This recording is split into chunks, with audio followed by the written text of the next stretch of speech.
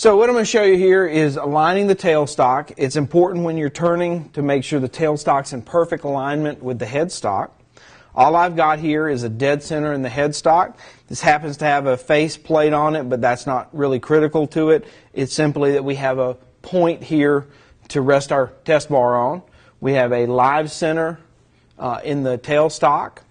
This is a piece that I found at a scrapyard. It's simply a precision ground piece of hydraulic cylinder that had been center drilled on both ends, and as far as accurately as I could measure, it's parallel to itself, and the centers are drilled concentric to the bar itself. You can buy pre-made test bars, and those work just as well and work the same way.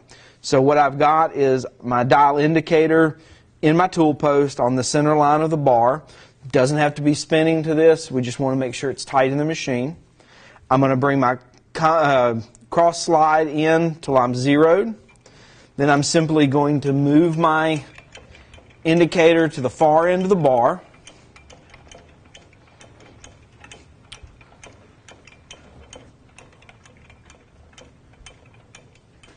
And you can see here at this end of the bar we're 75 thousandths off.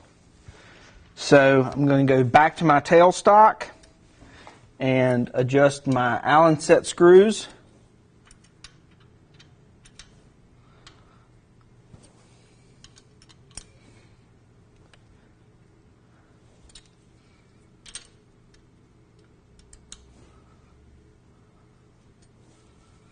And I'm just watching my dial indicator, and what I need to do is pull it back to zero.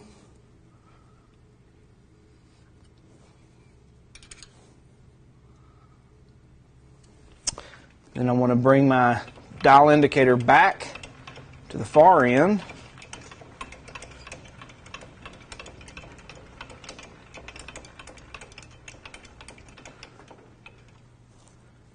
Re-zero it.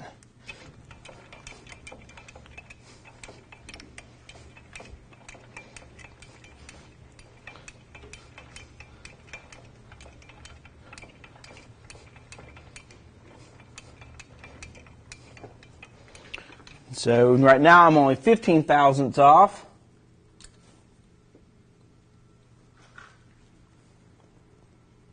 And I'll just continue to do this until my indicator reads zero all the way across the bar. What you're seeing is the whole bar is tilted, so my 0 point actually does change. The closer I have my 0 point to the headstock or the pivot point, the less that 0 will change per pass. But I simply, by going back and forth, after a few iterations, I should have it where it's 0 all the way across.